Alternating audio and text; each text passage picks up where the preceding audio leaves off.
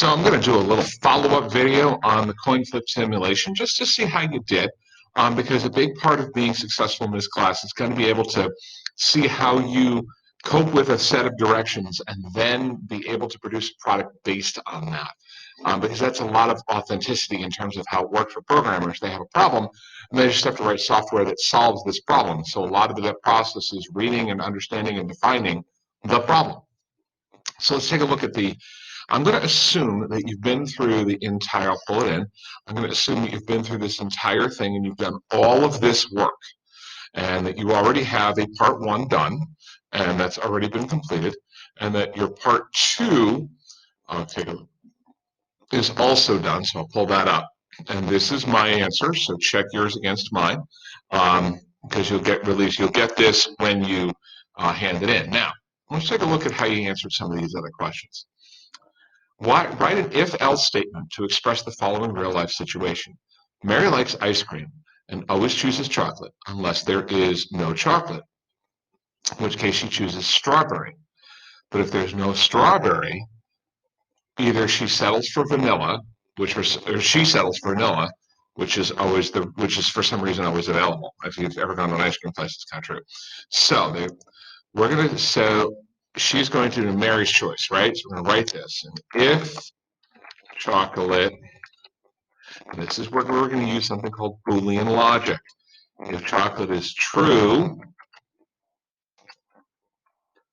and then I'll put a little arrow in here, then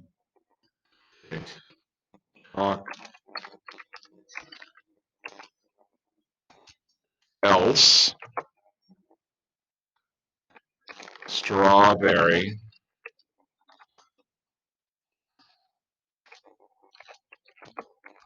is true, and pick strawberry, else, and then you're supposed to pick vanilla. That's the way you do it. You check for one, check for the second, and then if you're not sure, then you drop the third. All right? Now, if all of that is true, and that's going to help you do the three-sided coin flip, right? Now, we didn't need it for the loop in this lesson, but the number element in the for each number loop is in a local variable whose value changes automatically on each iteration of the loop.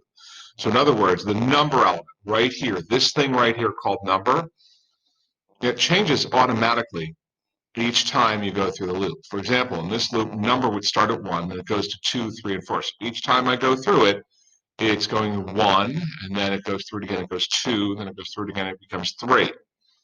Now, this value can be used in the value of the loop, so it's shown as example. Given that, trace through this loop and figure out the global sum would have to be when the loop finishes. So I'm going to take you through this. I'm going to not finish it, but I'm going to go through it in part. We're going to say global sum starts at 0. And then for each one through this, set global sum to global sum plus the number. The first time it's 0, and we add 1 to it. So after the first time through, it becomes a 1, and I'm going to write that down. Then we go through it again, and now the number is 2, and we're adding it to the sum. So 2 plus 1 is going to be 3. Then I'm going through it again, and now the number is 3, plus the sum is 3, so it becomes 6. And then when I go through it one more time, it's 4 plus 6. It's actually going to jump to 10. 4, it's number 4, plus my global sum is 6. It's going to go to 10. So the correct answer to all this mess is 10. Now this next one, take this off. App Inventor's random integer block is an abstract model of randomness, i.e. an abstraction of real randomness, such as flipping a real coin. So in other words, computers can't actually do things that are truly random, but they have a really complex algorithm that makes it look almost random.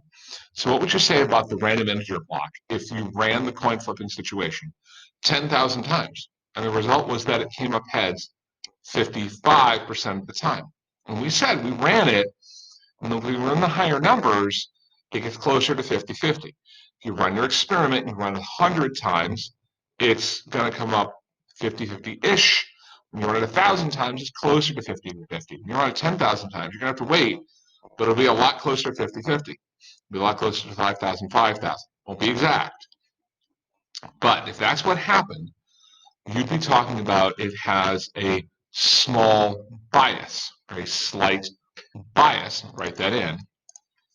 It has a slight bias toward heads.